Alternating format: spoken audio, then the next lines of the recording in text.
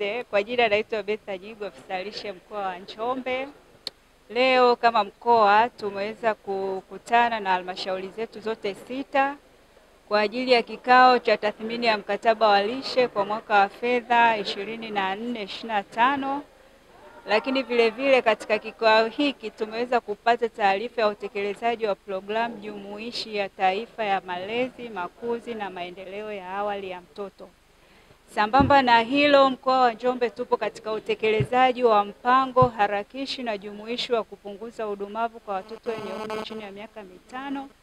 Kupitia mpango huu kama mkoa, mwaka huu kuanzia Januari hadi Disemba tupo kwenye utekelezaji wa mradi wa lishe ya mwanao. Kwa vile kikao hiki kimeweza kupokea taarifa ya utekelezaji wa afua mbalimbali za lishe zinazofanyika katika jamii ili kuongeza kasi ya kupunguza udumavu katika mkoa wetu. Kulingana na utafiti uliofanyika mwaka 2024, kiwango cha udumavu katika mkoa wastani ni 40%. Lakini kutokana na jitihada mbalimbali ambazo zimeendelea katika maeneo yetu katika jamii kwa kushirikiana na wadau, mwaka huu mwezi wa 6 tuliweza kufanya upimaji wa hali ya lishe kwa watoto wenye umri chini ya miaka 5 katika vijiji 77 ambavyo ni vijiji vyetu vya kipaumbele katika utekelezaji wa mradi wa lishe ya mwanao. Katika vijiji hivyo tuliweza kuwapima jumla ya watoto 13,253 na wastani wa kiwango cha udumavu tuliweza kupata kama 29.9 sawa na 30%. Lakini kwa upande wa uzito pungufu tulipata 4% na ukondefu 1.8. Kwa matokeo haya tunapata picha kwa juhudi ambazo zinaendelea, mabadiliko yapo, japokuwa hizi ni taarifa za vijiji 77 tu kwa wastani wa mkoa. Kwenye eneo la lishe, changamoto kubwa ambayo imeonekana kwenye vituo vya kulelea watoto wadogo mchana ni swala zima la ulishaji watoto wadogo katika hivyo vituo vya kulelea watoto wadogo mchana.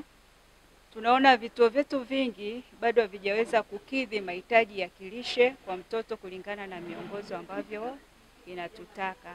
Lakini vile bado kuna changamoto ya hao walezi au wahudumu wa watoto katika hivyo hawajapata elimu mahususi kwa ajili ya kuwalea hao watoto au kuwezesha malezi, makuzi na maendeleo ya mtoto yanaenda vile inavyo. Mwaigwisha ni afisa ustawi kutoka ofisi ya mkuu wa mkoa wa Njombe. Leo tuko na kikao cha tathmini ya programu jumuishi ya malezi, makuzi na maendeleo ya awali ya mtoto, pia tathmini ya lishe. Kama mnavyojua ndugu waandishi wa habari kwamba mkoa wetu na changamoto ya udumavu, lakini pia una changamoto ya malezi yenye mwitikio, una changamoto ya masuala mazima ya ujifunzaji awali kwa watoto wetu. Kwa hiyo na kwa tafiti tuliyofanya, sio tafiti, ni tathmini ya masuala mazima ya pamoja na vituo vya kulelea watoto mchana, tuliweza kupitia katika vituo, mkoa wa Njombe na vituo 273, lakini tuliweza kupitia katika vituo 158. Changamoto kubwa ni kwamba vituo hivi vya kwetu haviendeshwi kwa jinsi ya mwongozo unavyotakiwa, kutokana kwamba vinakosa kwanza ile lishe nzuri kuanzia mtoto anapofika kituoni, kuanzia asubuhi mpaka jioni, mpaka mzazi anapokuja kumchukua. Lakini vituo vingi watoto hawana muda wa kupumzika. Lakini tunajua kwamba mwongozo wa daycare unasema kwamba mtoto anapoenda pale anaenda kujifunza, anaenda kucheza, anaenda kuimba, ili tuna focus kubwa katika ukuaji wa wa ubongo wake. Kwa hiyo vituo vingi vya mkoa wa Njombe vingi havina michezo ya kujifunza ambayo ina stimulate akili ya mtoto au ubongo wa mtoto katika ukuaji wake. Hivyo tunashukuru kwanza CRS katika kusupport katika eneo hili la daycare, ambapo wameanza na kituo chetu cha mjini hapo sokoni, ambapo kuna vifaa vingi vya mchezo, lakini pia tutaendelea kuwaelekeza kina mama na walezi jinsi ya kutengeneza vitu vya kuchezea vya watoto. Lakini pia kuna swala zima la kuongea na mtoto tangu akiwa tumboni. Kwa hiyo tunaendelea kutoa elimu kwa kina mama na walezi kwamba mimba inapoingia, mtoto anapoanza kufanya mawasiliano na wewe mama na wewe mzazi, basi anza kuzungumza naye, anza kuongea naye. Na mtoto anapoanza kuzaliwa, anapoanza kukua, ongea naye. Ukiongea naye utaanza kujua ishara mbalimbali kwamba mtoto wangu ana njaa, mtoto wangu anaumwa, mtoto wangu ana. Kwa hiyo mradi pia uko umefocus katika eneo hilo, katika kuwawezesha kina mama kupata elimu, lakini pia na kuboresha na vituo vyetu vya mkoa wa Njombe ili viweze kutoa malezi, makuzi na maendeleo ya awali yaliyo bora na kuweza kumfanya mtoto wa Njombe afikie ukuaji utimilifu kwa maisha baadaye na uchumi wetu wa Njombe.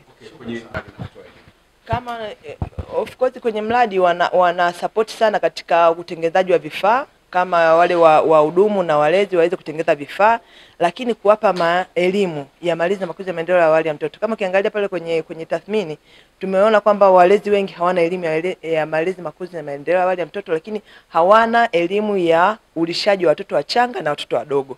Kwa hiyo mradi utafocus katika hapo kwamba kuweza kuwasaidia walezi na wahudumu katika vituo waweze kupata elimu ya lishe na ulishaji wa watoto, lakini waweze kupata elimu ya vifaa vya uchangamshi.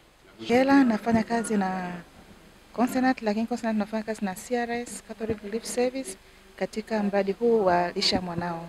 Lishe ya Mwanao ni mradi wa kupunguza udumavu ambao uko mkoani Njombe na ambao unatekelezwa katika halmashauri zote 6 za mkoa wa Njombe. Na katika mradi wetu, afua mojawapo ambao tumefanya ni kufundisha maafisa ugani wa kata 61 pamoja na wakulima viongozi 61, na baada ya maafisa ugani kupata mafunzo tuliweza kugawa mifugo, kwa sababu changamoto ambayo inaonekana katika udumavu ni kwamba kaya nyingi ambazo ziko mkoani Njombe hazipati chakula chenye asili ya wanyama.